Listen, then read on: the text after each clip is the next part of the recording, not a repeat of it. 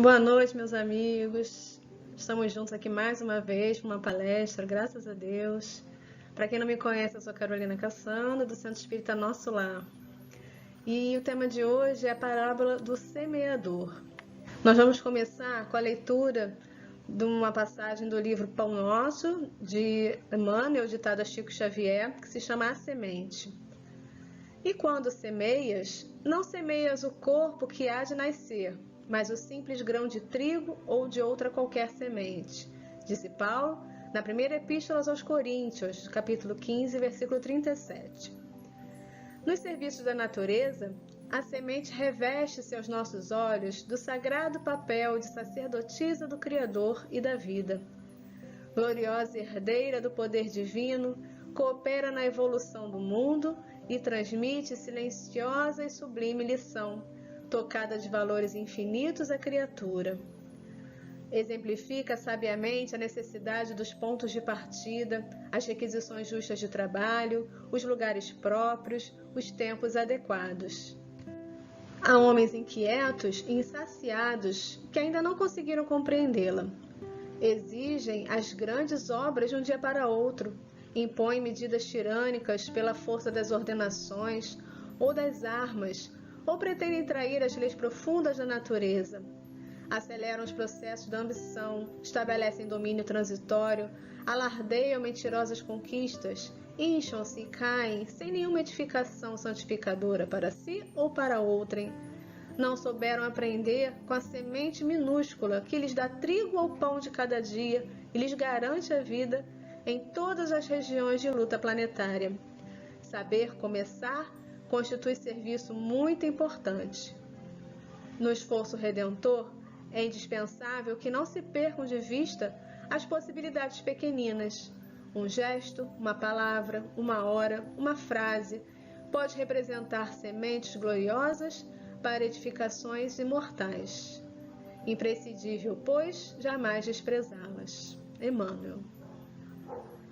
Vamos então acalmar nosso coração, serenar os nossos pensamentos, pedindo ao nosso querido Deus, Criador de todos nós e de tudo que conhecemos, ao nosso querido Mestre Jesus e aos nossos amigos protetores, que estejam conosco nesse momento de estudo, que estejam nos inspirando a permitirmos que germine dentro de nós as sementes de amor, de paz e de esperança, que depositaram em nós com tanto carinho, que desejam ver gerar frutos, mais sementes a se espalharem pelo mundo.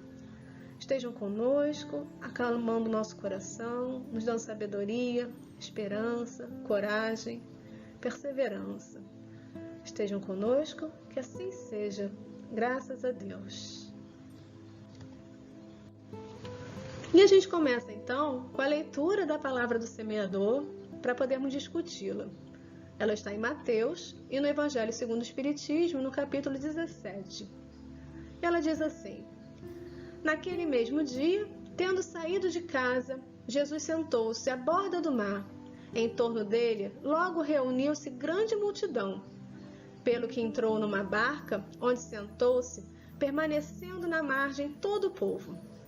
Disse então muitas coisas por parábolas, falando-lhes assim: Aquele que semeia saiu a semear, e semeando, uma parte da semente caiu ao longo do caminho, e os pássaros do céu vieram e a comeram. Outra parte caiu em lugares pedregosos, onde não havia muita terra. As sementes logo brotaram, porque carecia de profundidade a terra onde havia caído. Mas, levantando-se o sol, as queimou, e como não tinham raízes, secaram. Outra parte caiu entre espinheiros, e estes, crescendo, as abafaram. Outra, finalmente, caiu em terra boa e produziu frutos, dando algumas sementes, 100 por 1, outras 60, outras 30.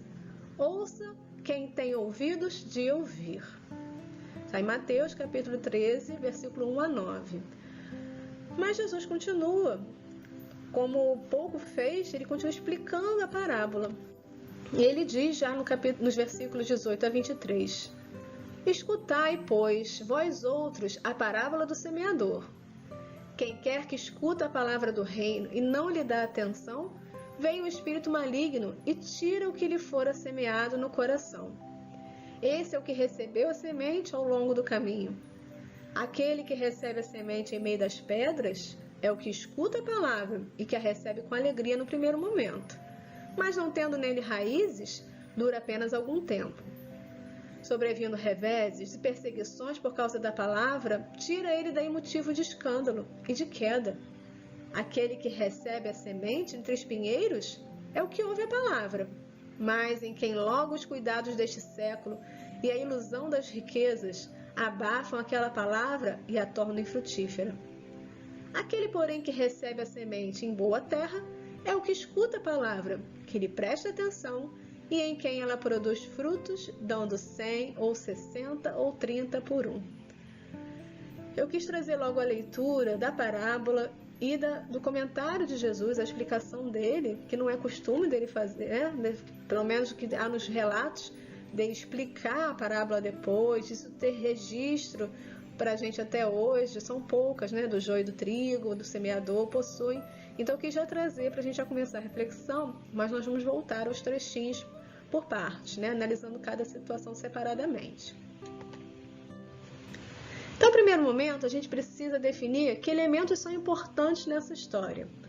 Nós temos o semeador, aquele que sai a semear, nós temos as próprias sementes e nós temos as condições ambientais, o tipo de solo, a água necessária, o sol, que condições são essas que vão permitir ou não que essa semente germine e se desenvolva.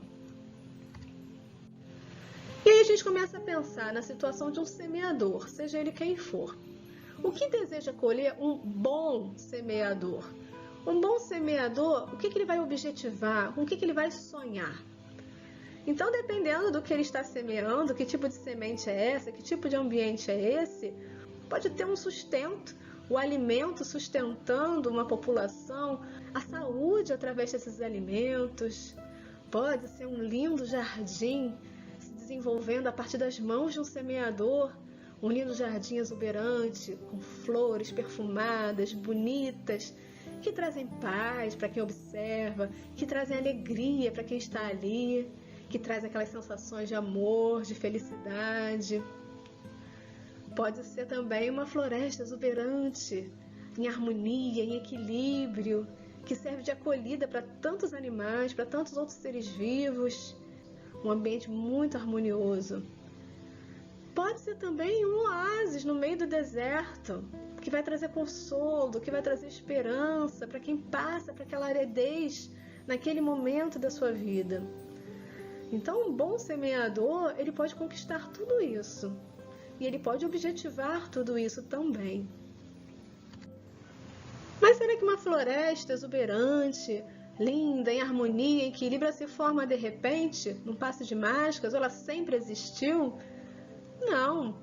Ela vai sofrer um processo lento, gradual, com uma sucessão de eventos, com substituição de comunidades diferentes, até que se atinja essa comunidade clímax, que a gente chama, comunidade mais estável, mais equilibrada.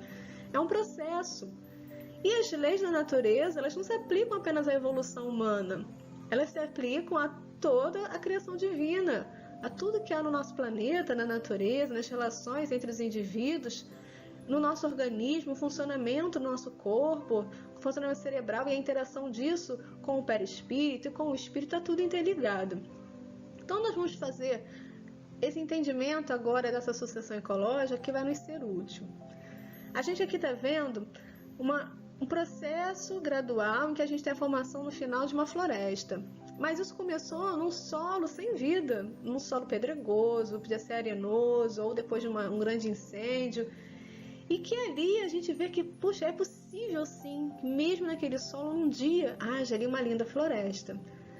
Mas naquele solo inicial, a gente precisou de um processo lento, Primeiro a gente teve lá os líquens, os musgos, que têm uma condição muito mais primitiva, são os primeiros na evolução dos vegetais, são os primeiros seres a surgirem, mas eles conseguem sobreviver com um pouquinho só de água, eles conseguem desintegrando as rochas, e eles vão então conseguindo criar, a partir também da decomposição deles, uma camadinha de solo pequena, mas uma camadinha já pequena de solo.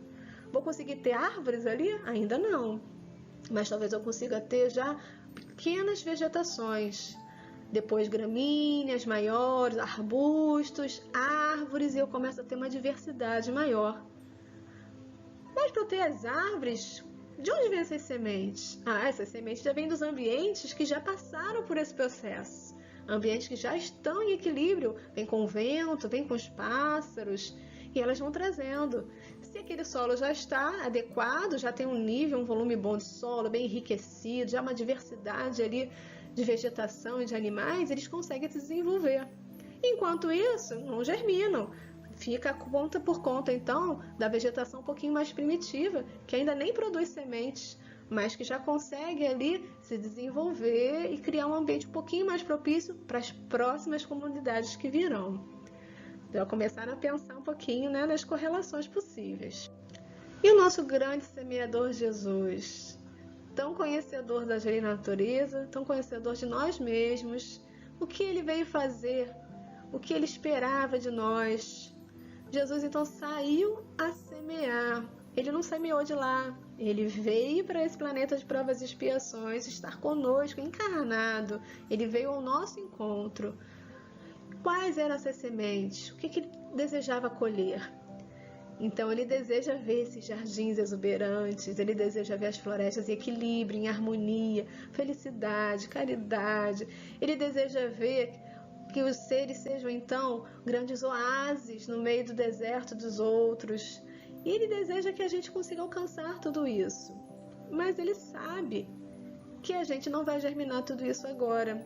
Ele sabe que quando ele veio, as pessoas que estavam com ele naquela época também não tinham condições de germinar tudo que ele estava desejando cultivar, mas alguns sim. Então ele estava selecionando as sementes, né? Nós sabemos que as sementes têm condições diferentes de germinação. Tem sementes que só germinam em determinada estação do ano. Tem sementes que um simples contato com a água já conseguem germinar. Outras não, o tegumento não rompe, precisa de um atrito maior, precisa às vezes passar dentro de um processo digestivo de um outro animal. Então cada semente tem uma forma diferente e a gente precisa respeitar isso e conhecer essas sementes, conhecer o tempo certo de cada uma germinar. Então ele selecionou muito bem as sementes que poderiam germinar.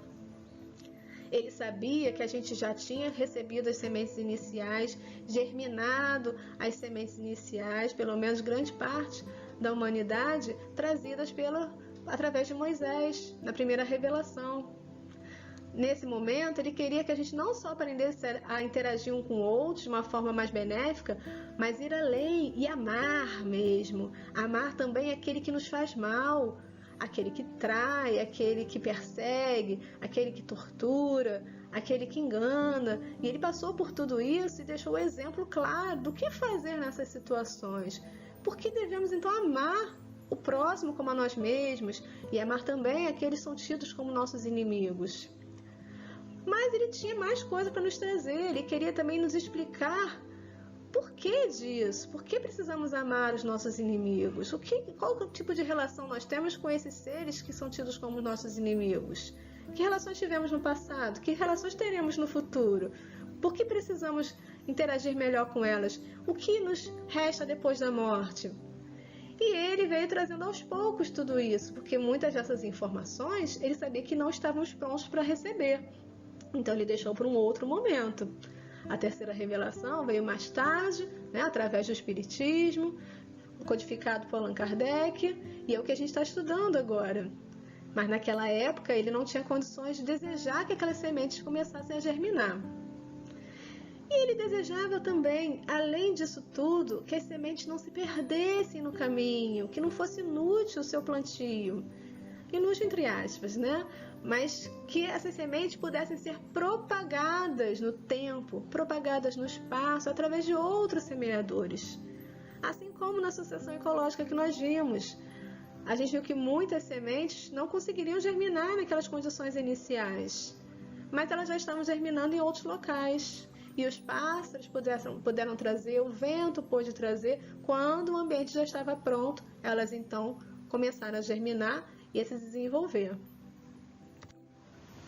Então Jesus saiu a semear, procurando novos semeadores. Mas a semente caiu ao longo do caminho, e os pássaros do céu vieram e a comeram. E ele explicou o que é sobre isso.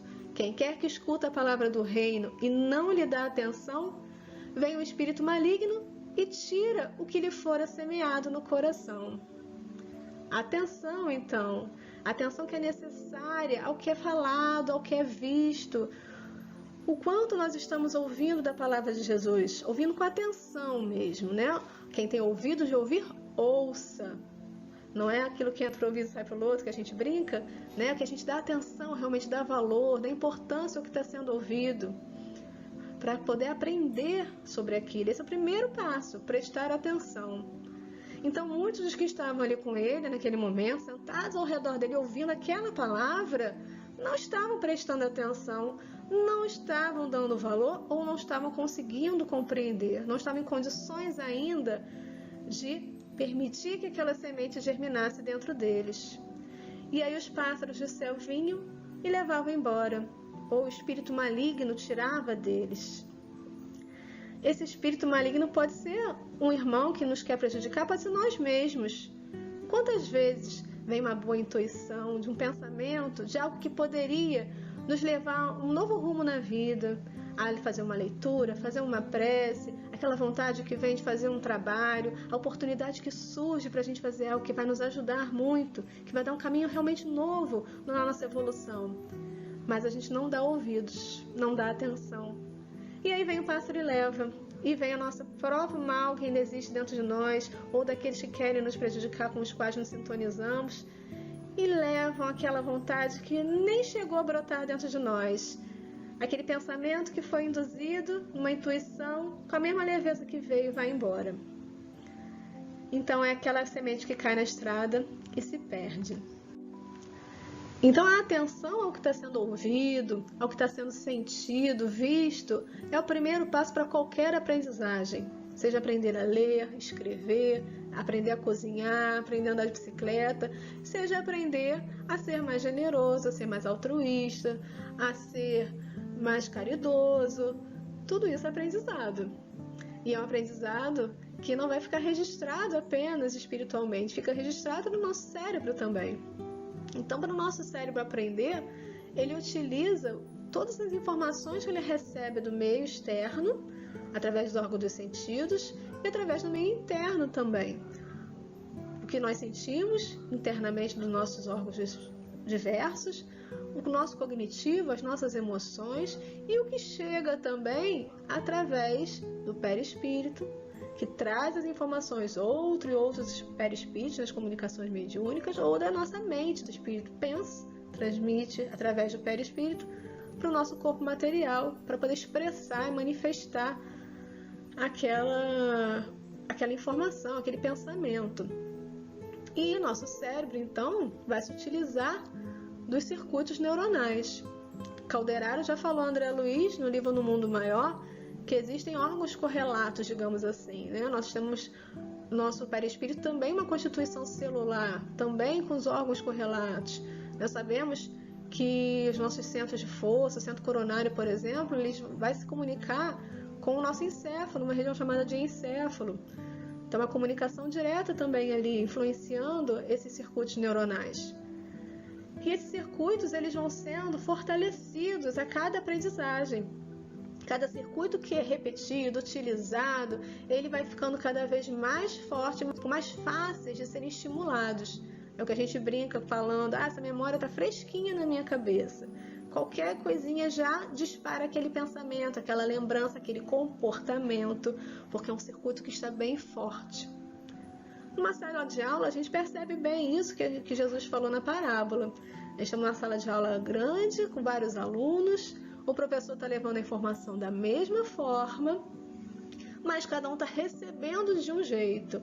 Há os que prestam atenção, há aqueles que não prestam, estão dormindo, estão ouvindo música, estão pensando em outras coisas, e aqueles também que não têm condições naquele momento, com uma dificuldade ou por um problema que está passando emocional naquela situação, e aí cabe ao professor também auxiliar nesse processo. Então, a partir do momento em que se prestou atenção na informação, o primeiro passo foi alcançado. Segundo passo da parábola, Jesus fala agora do solo sem profundidade. Aquela semente que cai em lugares pedregosos, onde não havia muita terra. E as sementes logo brotaram, porque carecia de profundidade a terra onde haviam caído. Mas, levantando-se, o sol as queimou, e como não tinham raízes, secaram. Aquele que recebe a semente em meio das pedras é o que escuta a palavra e é que recebe com alegria no primeiro momento. Mas não tendo nele raízes, dura apenas algum tempo. Sobrevindo reveses e perseguições por causa da palavra, tira ele daí motivo de escândalo e de queda. Então, nesses indivíduos, eles prestaram atenção, eles estavam realmente desejosos para deixarem germinar dentro deles aquela semente. E ela germina, sim, mas não há profundidade, ela não cria raízes dentro dele, ela não se desenvolve, não há um cuidado posterior, não há uma perseverança. Então ela começa a se desenvolver naquela empolgação inicial, aquela empolgação do momento. Eu gostei muito, eu vou fazer isso, eu vou botar em prática. Mas não cria raízes, não há um solo fértil ainda, não há nenhum solo profundo para que ela possa se desenvolver. Na prática, o que a gente vê é aquela atividade que se faz com as crianças, com feijãozinho no algodão úmido. Tem água ali, aquela semente ela consegue germinar naquela quantidade de água, mas não dá para criar raízes profundas, não dá para se sustentar, obter do solo essas minerais, não dá para obter uma quantidade suficiente de água, não dá para se firmar de forma adequada para conseguir se desenvolver de forma suficiente, de forma satisfatória. Então, em pouco tempo, ela não resiste. Então, quando é que uma ideia, um sonho, quando uma virtude começa a germinar dentro da gente, o que a gente faz? Essa ideia, esse sonho, essa virtude, elas se desenvolvem quanto nós nos dedicamos para mantê-los vivos dentro de nós. O quanto nós permitimos que essa ideia, que esse sonho, que essa virtude, que elas criem raízes nos nossos corações. O quanto nós perseveramos no cuidado, não desistimos. O quanto nós resistimos às dificuldades. Porque naquele momento Jesus falava àquelas pessoas, ele procurava semeadores. Ele não só queria que sementes germinassem nos corações das pessoas, mas ele queria que as suas sementes fossem propagadas no tempo e no espaço. Então ele falava aos seus apóstolos, vocês vão ser perseguidos, vocês vão sofrer. Vocês estão prontos para continuar? Mesmo sabendo dessas dificuldades, ele precisava de alguém que não estivesse apenas agindo no impulso, que não estava apenas agindo para uma empolgação inicial, mas que fosse conseguir manter aquela semente não só germinando, mas que aquela planta que estaria se desenvolvendo pudesse continuar sobrevivendo, existindo e crescendo cada vez mais, para que ele pudesse ter semeadores no futuro. Depois disso, nós temos a planta que cresce entre um espinheiro. Outra parte caiu entre espinheiros, e estes crescendo as abafaram. Aquele que recebe a semente entre espinheiros é o que ouve a palavra, mas em quem logo os cuidados desse século e a ilusão das riquezas abafam aquela palavra e a tornam infrutífera. Então Jesus precisava daquele que ouvisse, daquele que deixasse a semente germinar, mas que deixasse ela crescer, dando importância, dando prioridade, cuidando daquela planta que estava crescendo, cuidando daquela virtude que estava se desenvolvendo, mantendo os cuidados ao longo do tempo. Porque as dificuldades externas podem abafar, os espinhos da vida podem fazer com que você desista daquela ideia, desista daquele sonho, desista de desenvolver aquela sua virtude. Você pode começar a priorizar mais o trabalho, mais o dinheiro, mais a ganância, pode começar a se desviar do seu objetivo principal quando reencarnou. Isso não quer dizer que você não possa usufruir de tudo isso, mas que você consiga dar prioridade também a essa sementinha que germinou e a essa planta que agora está crescendo. Então tem até essa figurinha aqui: não exija frutos daquilo que você planta, mas não rega. Você não vai conseguir ver os frutos, você não vai conseguir ter as sementes e ser um semeador se você não está cuidando daquilo com dedicação. E eu não estou falando apenas do trabalho na casa espírita, eu estou falando do cuidado na família, da atenção aos amigos. É permitir que as suas virtudes estejam ali sendo colocadas em prática no seu dia a dia, que você dê importância a esses pequenos detalhes da vida que nos desenvolvem moralmente. E aqui eu achei bem interessante colocar essas 3 imagens. A primeira é aquele feijãozinho, aquela sementinha que foi colocada no algodão. O algodão úmido que permitiu que ela germinasse e crescesse um pouco. A segunda imagem, eu fiz até com a minha filha esse vasinho. A gente colocou a semente, a mesma sementinha de feijão, na terra. E é interessante que quando eu mostrei essa imagem para algumas pessoas, elas falaram: nossa, é sério que se colocar na terra fica desse jeito? Nunca imaginei. Achava que ficava só daquele tamaninho que a gente conseguia alcançar quando colocava no algodãozinho. Nunca imaginei que fosse crescer e gerar sementes. Nós tivemos várias gerações aqui de feijõezinhos, poucas, né? Mas conseguimos chegar a várias sementinhas aqui de feijão em casa. E é lógico que vai gerar o feijão, não é? Porque as pessoas ficam tão abismadas. O potencial da semente está ali, está dentro daquela semente, potencial genético para gerar uma planta. Ela vai gerar, ela vai desenvolver todo o potencial que ela tem?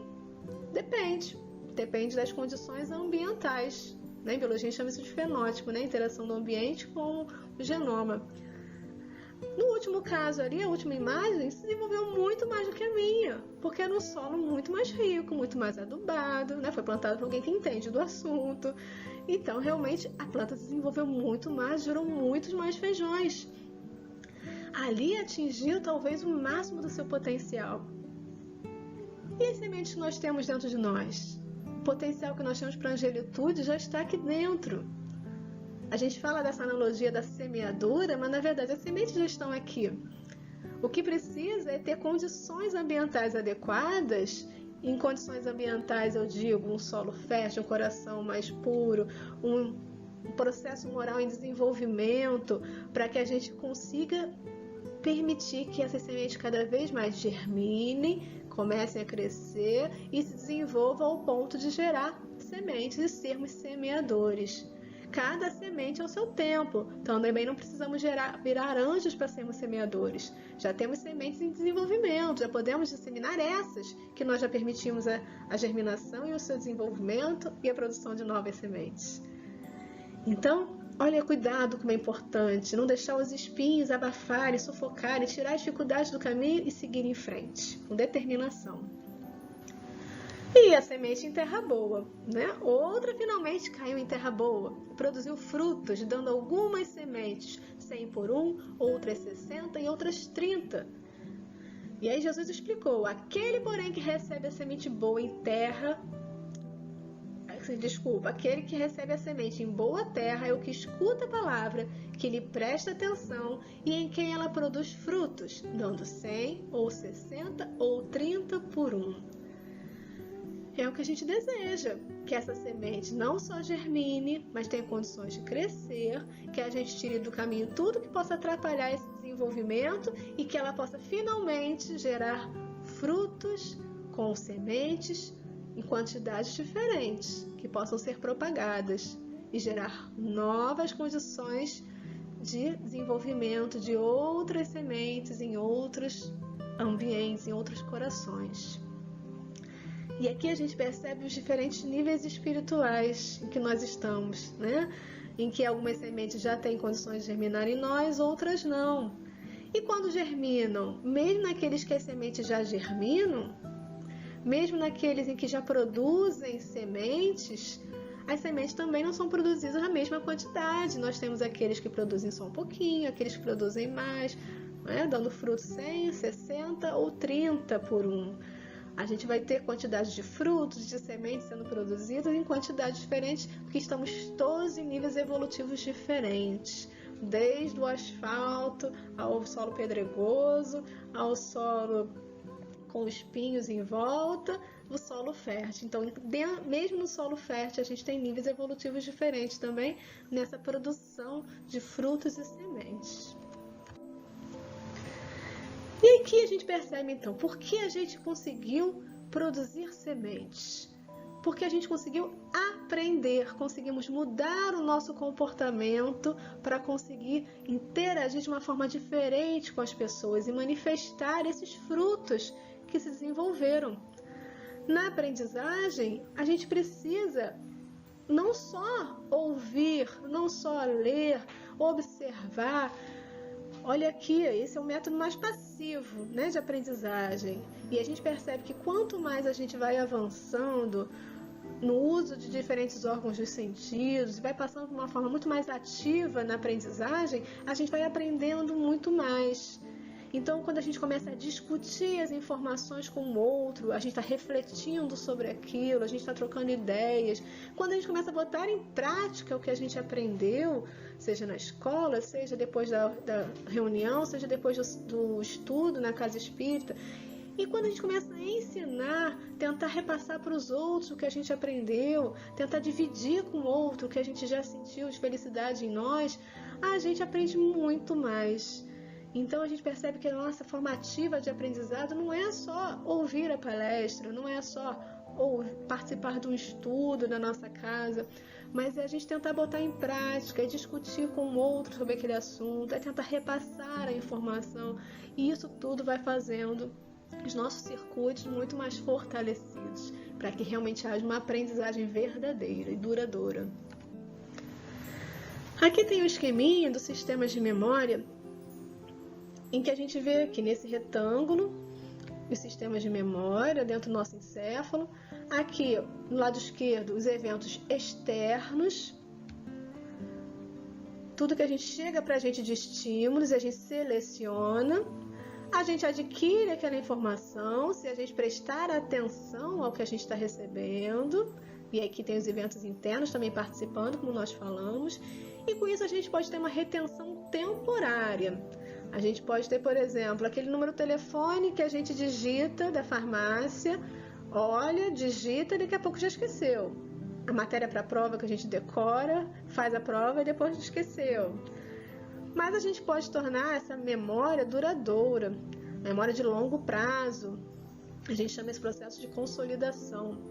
Ele acontece pela repetição, ele acontece no sono. No sono a gente refaz os circuitos e o nosso cérebro mesmo verifica o que é significativo ser guardado e o que não é. E descarta o que não é importante, o que ele considera não ser importante. E as nossas emoções envolvidas ali vão ajudar a determinar o que é importante e o que não é. E aí a gente vai poder recuperar tudo isso, evocar e utilizar no nosso comportamento já diferenciado. Então eu coloquei aqui, o caminho, aquelas sementes que caem no caminho seriam aqueles que nem selecionaram aquela informação, não prestou atenção, não ouviu, porque ele selecionou aquilo como desnecessário para ele. Aquele que tem o solo já em forma de pedras, permite que germine, mas a retenção é temporária, não forma raízes no coração. E a retenção duradoura, que evoca e gera um comportamento, é o solo fértil. E a gente tem aqui também os espinhos, ou seja, aquele que deixa germinar, deixa desenvolver, pode até ser duradouro, mas as condições ambientais, os problemas externos fazem com que a gente não dê mais tanta importância àquilo e a gente esquece, deixa de lado e perde uma oportunidade importante na vida de desenvolver o que a gente veio determinado a desenvolver, pelo menos com aquela predisposição inicial. Então esse é o momento em que ela pequenina semente que germinou, gerou raízes, se desenvolveu naquela terra fértil, venceu todos os espinhos da vida, ela vai revelar agora a sua maior expressão de beleza. Ela vai expressar força, raízes profundas, vai abrigar outros seres, vai dar sombra, vai dar conforto. Ela também vai expressar, através das suas flores, perfumes. Ela vai expressar beleza. E os que estão em volta vão perceber Por mais sutis que sejam essas flores, discretas que elas podem ser, as pessoas vão perceber, aqueles que estão ao redor vão perceber que há algo diferente ali. E ela vai produzir também para os outros. Ela vai produzir um néctar, um docezinho, para acalmar a vida dos que estão ao redor, para dar uma energia a mais dos que estão precisando. Ela vai atrair seres especiais que vão ajudar na disseminação de mais sementes no futuro. Para que isso se reproduza cada vez mais, vai atrair seres especiais. Aqui a gente fala do beija-flor, da borboleta, do morcego, seres incríveis. E nós falamos aqui também dos amigos espirituais, dos espíritos protetores, que são atraídos cada vez mais que a gente vai avançando no desenvolvimento das nossas virtudes. E a gente forma também frutos depois de tudo isso. Depois que os nossos polinizadores levam o grãozinho de pólen até a outra flor, a gente tem ali a formação de uma nova semente. Uma nova semente envolta no interior desse fruto. Fruto que vai dar energia para mais animais, para mais seres que estão ali na caminhada, precisando dessa energia extra para continuar. Mas para aqueles que já estão no solo fértil, para aqueles que já estão em condições, eles vão saber perceber que naquele gesto de caridade, naquele gesto de amor, naquela energia que recebeu do amparo, do carinho amigo, não tem só uma energia inicial, não tem só aquela possibilidade de germinar uma ideia ou de plantar uma semente. Ali também tem o cerne desse fruto, que é a própria semente, que é o germinar dessa virtude. Então ela vai perceber que é possível ir além, e talvez aquele gestozinho de caridade, de amizade já seja o suficiente, o gatilho que faltava para aquela virtude começar a se desenvolver, para haver uma transformação. E Jesus então nos convida a semear. Jesus não apenas lançou a semente e contou com a qualidade do solo. Ele agiu como um bom semeador, ou seja, ele preparou o solo antes do plantio. Depois que ele plantou, ele cuidou da planta que estava em desenvolvimento. E ele está conosco até hoje, preparando o nosso solo e cuidando das virtudes que estão em desenvolvimento, cuidando de todos nós. E é isso que ele quer que nós façamos também. Ele quer que a gente selecione as sementes. O que a gente quer cultivar no nosso coração? O que a gente quer cultivar no coração dos irmãos? Queremos cultivar discórdia, intriga, mágoa? Isso a gente cultiva com muita facilidade, né? Nós ruminamos todos os dias um problema, uma mágoa, uma implicância, e todo dia a gente rega um pouquinho mais. Se a gente cuidasse das nossas virtudes com o mesmo apreço que a gente cuida dessas mazelas da vida, das mágoas que a gente guarda dentro de nós, estaríamos muito mais desenvolvidos. Mas precisamos selecionar o que nós queremos cultivar no nosso coração. O que nós queremos cultivar no coração do nosso irmão. E aí a gente vai além, a gente vai ajudar a tornar a terra mais fértil também. Porque não basta plantar, vamos preparar a terra, não é isso que o semeador faz? E aí, lendo No Mundo Maior, de André Luiz, ditado a Chico Xavier, eu fiquei muito marcada por uma passagem que fala assim... André Luiz ele estava conversando com Calderaro sobre uma situação em que ele observava de dois irmãos desencarnados que estavam discutindo. E ele pensou assim: por que não socorrer com palavras de esclarecimento? O doente parecia-me aflito, enquanto o perseguidor se erguia, agora mais agressivo. Por que não sustar o braço cruel que ameaçava o infeliz? Não seria justo impedir o atrito que acarretaria consequências imprevisíveis ao companheiro hospitalizado? E o instrutor ouviu-me sereno e respondeu: falaríamos em vão, André, porque ainda não sabemos amá-los como se fossem nossos irmãos ou nossos filhos. Para nós ambos, espíritos de raciocínio algo avançado, mas de sentimentos menos sublimes, são eles dois infortunados e nada mais. Damo-lhes no momento o que dispomos, isto é, intervenção benéfica no campo de seus sofrimentos exteriores. Se o conhecimento auxilia por fora, só o amor socorre por dentro. Só os que amam conseguem atingir as causas profundas. Ora, os nossos desventurados amigos reclamam intervenção no íntimo para modificar atitudes mentais em definitivo. E nós ambos, por enquanto, apenas conhecemos sem saber amar. Aqui nós temos várias questões muito importantes. Primeiro, a questão da condição da terra. Aquela terra daquele irmão, aquele coração não estava pronto ainda para ouvir um esclarecimento simplesmente. A simples fala não iria fazer com que germinasse no seu interior nenhuma outra semente de uma virtude. Isso não mexeria com ele. Seria como a semente que cai no asfalto, no concreto. Isso não mexeria com seu coração, com seu interior. Mas o que eles podiam fazer? Podia falar para eles? Não adiantaria. Calderaro disse que eles precisavam amar como se eles fossem os irmãos deles. E eles não têm essas condições ainda. Olha só, imagine nós. Eles não tinham condições de amar como filhos, para que eles sentissem no íntimo e para que aquela terra fosse então muito preparada para aquele momento da semeadura. Então nós temos as condições da terra e nós temos a condição do semeador também. Às vezes nós falamos e pensamos, poxa, eu estou falando tanto, escuta a palestra tantas vezes e não está mudando, não quer fazer nada, e pensa, já julga, né? Tá vendo, fulaninho é solo pedregoso. Mas será que nós temos condições também de fazer essa semeadura já? Será que nós já chegamos no estágio daquela vegetação que nós falamos que já está exalando o perfume, que já está exalando a beleza, para que realmente essa semeadura aconteça com uma vibração que chega junto? Ou é só uma fala em vão? Então, se o conhecimento auxilia por fora, só o amor socorre por dentro. Só os que amam conseguem atingir as causas profundas. Então, para revolver essa terra, para revolver esse coração e prepará-lo para uma semeadura mais profunda, tem que vir com uma vibração extra, tem que vir com muito amor. E aí eles chamam a irmã Cipriana, que eles chamam até que a portadora do amor fraternal. Essa sim conseguiu mexer com o coração desses irmãos. Mas eles podiam fazer alguma coisa além disso, além da irmã Cipriana? Podiam. Olha, o que nós dispomos, intervenção benéfica no campo de seus sofrimentos exteriores. Então eles até podiam auxiliar removendo os espinhos, removendo o que poderia dificultar. Mas para preparar a terra, só mesmo alguém com muito amor.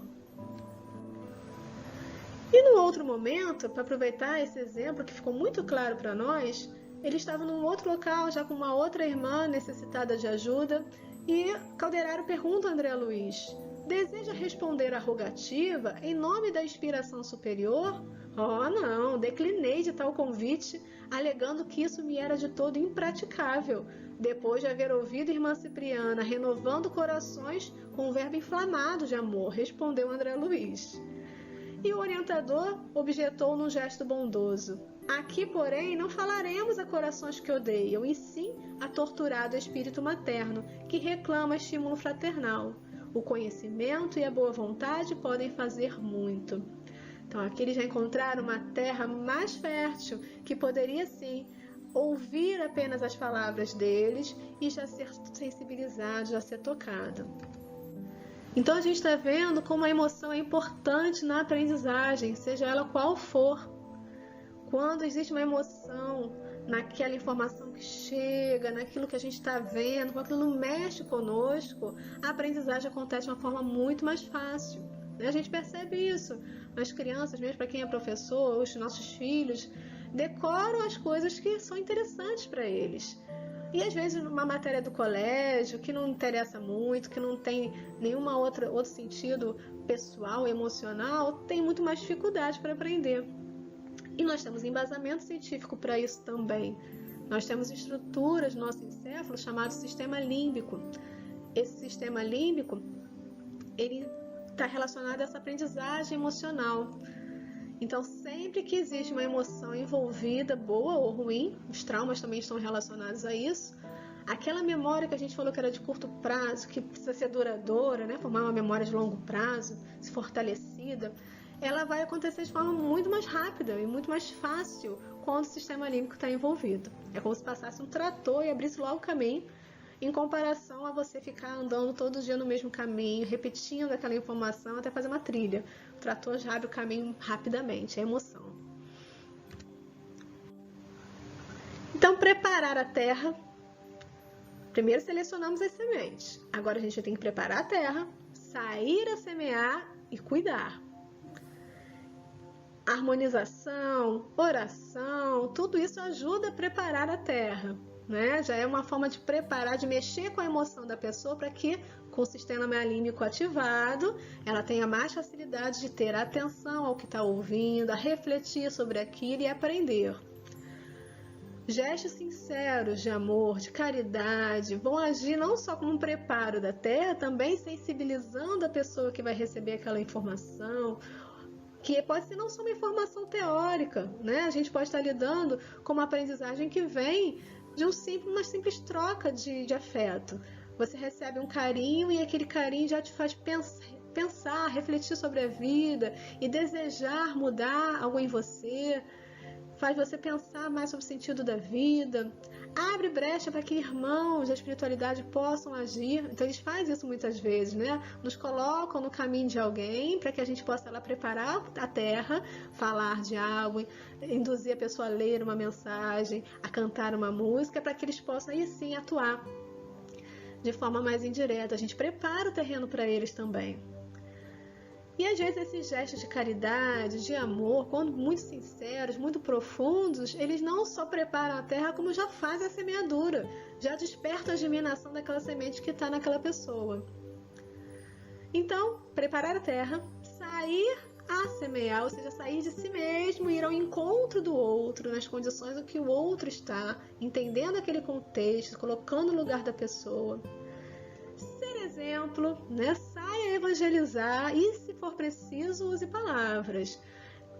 Sermos exemplo, o que já germinou em nós, o que a gente já está colocando em prática para poder gerar sementes, então que seja, vamos praticar pelo nosso próprio desenvolvimento, pelo cuidado que a gente vai ter pelas nossas sementinhas, que agora já são plantas, já nem são sementes mais, já estão em desenvolvimento essas virtudes, mas também para a gente poder desenvolver o interesse do outro em germinar suas próprias sementes. Também tem embasamento científico. Nós temos os neurônios espelhos que eles, quando a gente observa alguém fazendo alguma coisa, quando a gente pensa em fazer, imagina a gente mesmo fazendo aquilo, a gente já está ativando aqueles circuitos neuronais como se fosse a própria ação em si. Então, observar alguém fazendo algo bom é bom para a aprendizagem, né? E paciência, gente. Paciência. Cuidar pacientemente daquela plantinha que vai virar um dia uma árvore. Vai levar tempo. A gente falou da associação ecológica. Desde o musgo, do líquen até formar uma floresta, leva muito tempo. Aqui também. Então, cada semente tem um tempo para germinar. Cada terra tem um tempo para estar preparada para receber aquela semente, para deixá-la germinar. Precisamos ter paciência. A gente volta àquela leitura inicial que nós fizemos, o último parágrafo que fala assim: no esforço redentor, é indispensável que não se percam de vista as possibilidades pequeninas. Um gesto, uma palavra, uma hora, uma frase pode representar sementes gloriosas para edificações imortais. Imprescindível, pois, jamais desprezá-las. Cada ato já é um preparo de terra, já é uma semeadura, já é um cuidado. E aí eu termino então com a palavra ao semeador do livro Bênçãos de Amor. Semeador da vida, semeia boa semente. Os corações na terra assemelham-se muitas vezes à própria terra. Não amaldiçoarás o deserto, porque exibe espetáculos de secura. Dar-lhe-ás o consolo da fonte. Não esmagarás os próprios dedos nas pedras do campo, removerás o empecilho, amparando a eira. Não impedirás a lama do charco, alongarás ao pântano o socorro do dreno amigo. Não agredirás o espinheiro, auxiliarás feliz a limpeza da gleba. Nos caminhos do mundo há muita gente também assim. Almas ressecadas na ignorância, enrijecidas na indiferença, atormentadas na sombra, perdidas na crueldade. Não reclames nem condenes, estende as mãos a serviço do amor, e tanto quanto possível, semeia sempre. Não exijas, porém, que o fruto chegue hoje. Primeiro o suor do trabalho e a semente no solo. Depois a defesa laboriosa e a verdura tenra, pedindo apoio. Mais tarde, no entanto, surpreenderá jubilosamente a alegria da flor e a bênção do pão. Emmanuel, ditado a Chico Xavier, em bênçãos de amor.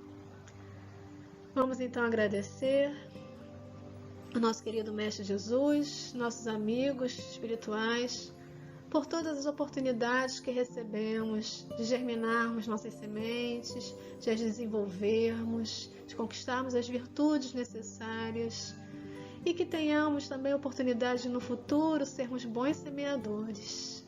Muito obrigada pela vida, muito obrigada por tudo. Estejam conosco hoje e sempre, que assim seja, graças a Deus.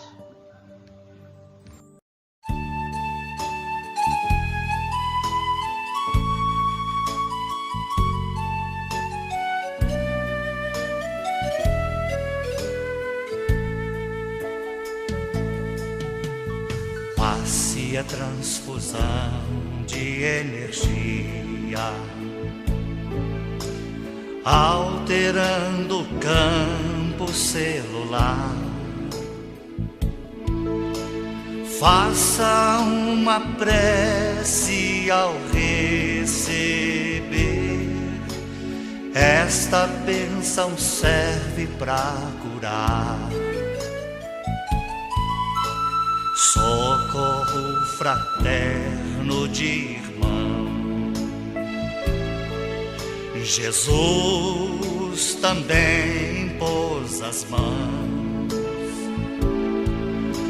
curava de longe sem sequer tocar, doava energia e bem-estar. Passe é fluido e é salutar, energia vivaz. Para o carente se equilibrar, remédio eficaz.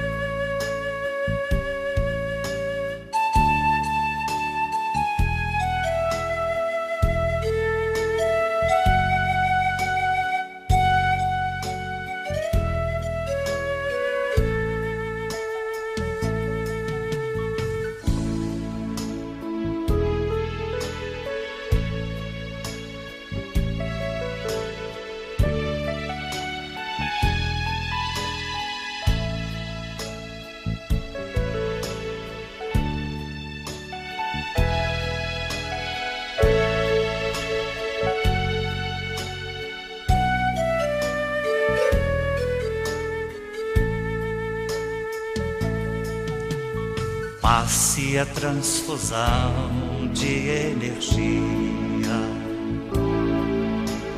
alterando o campo celular. Faça uma prece ao receber. Esta bênção serve para curar. Socorro fraterno de irmão. Jesus também pôs as mãos, curava de longe sem sequer tocar, doava energia e bem-estar.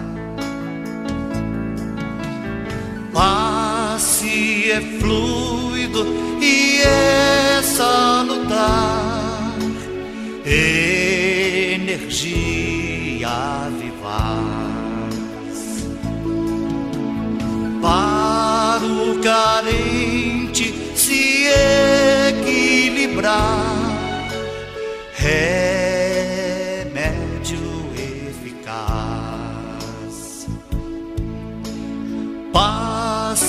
é fluido e é salutar, energia vivaz para o carente